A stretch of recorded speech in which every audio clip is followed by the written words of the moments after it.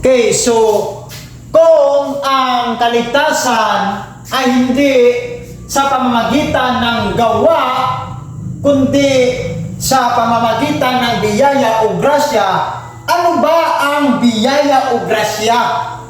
Ano ba ang ibig sabihin nito? So sa Griego, ito ay tinatawag na charis. Sa Tagalog, o kagandahang loob ng Diyos. Ito ay kagandahang loob ng Diyos sa atin. Hindi ito ating loob, kundi ito ay loob ng ating Panginoon sa ating mga makasalanan na tao.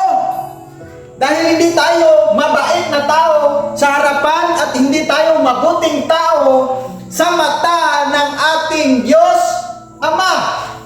Kaya ang biyaya, matatawag na biyaya, ay dahil wala tayong ginawa.